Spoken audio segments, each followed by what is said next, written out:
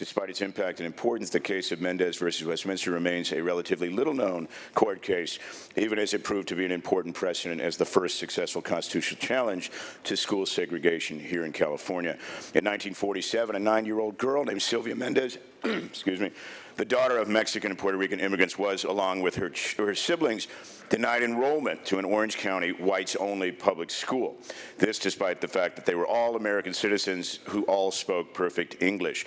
It was this event that prompted her parents to take action, to organize various sectors of the Hispanic community, and to file the lawsuit which now bears their name. The case would eventually make its way to the Ninth Circuit Court of Appeals, which ultimately ruled that school segregation was in fact unconstitutional and a violation of the 14th Amendment to the United States Constitution.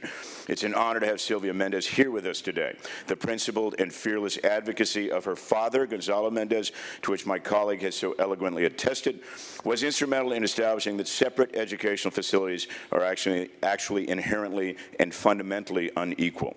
That California decision would serve as an important precursor to the landmark 1954 U.S. Supreme Court decision in Brown versus the Board of Education of Topeka, Kansas, that marked the end of legally sanctioned racial segregation in America's schools.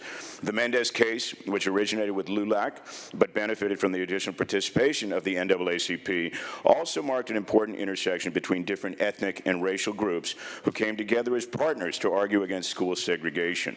The strategic choices and legal analysis which were employed in Mendez were also instrumental in shaping the ideas of a young NAACP attorney named Thurgood Marshall, who participated in the Mendez appeal and who would eventually successfully argue the Brown versus Board of Education case before the United States Supreme Court 7 years later, and who would eventually become the nation's first African-American Supreme Court justice. I respectfully ask that we honor the important role played by the Mendez case in the desegregation of America's schools with your aye vote today.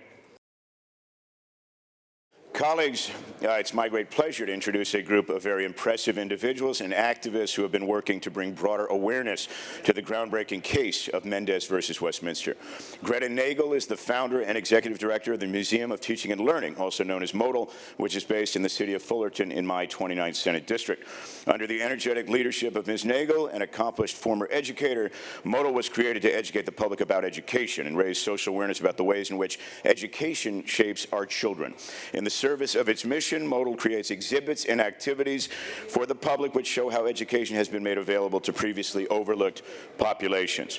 One of their recent efforts is an award-winning exhibit called A Class Action, which has been traveling the country highlighting the grassroots struggle for school desegregation in California through an interactive exhibit which combines excerpts of the oral histories of people with firsthand experience in segregated schools, photographs and items from all of the plaintiffs' families, a mock classroom for visitors to explore and ponder, as well as a space for community dialogue and civic engagement. In 2013, this exhibit was nationally recognized by the American Association for State and Local History as the recipient of its prestigious Award of Merit. For the remainder of this week, an adapted version of MOTL's award-winning exhibit about the Mendez case is currently on display on the walls just outside the governor's office to give you and everyone who visits the state capitol a glimpse of their impactful and thought-provoking work. I would invite you all to take a few minutes to visit the display and to learn a little more about this historic and landmark case of Mendez versus Westminster and the activists and communities who helped shape it. Also with us from the Museum of Teaching and Learning today are Denise Steedman, who serves as MOTL's Artifact Committee Chair, and Charles Lauren Dahl, who serves on MOTL's Board of Directors. With us today as well, representing the Westminster School District, is Assistant Superintendent Arturo Jimenez. Mr. Jimenez's district has come a long, long way from the era of segregated schools to now offering the first dual-language Vietnamese immersion program in the state, in addition to English-Spanish dual-language, English-Spanish dual-language track, and is creating pathways to biliteracy as part of an overall commitment to student success.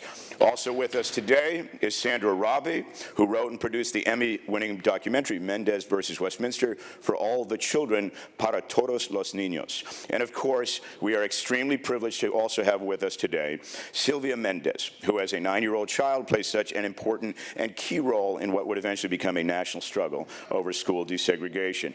Throughout her life since, Ms. Mendez has continued to work as a civil rights and education advocate.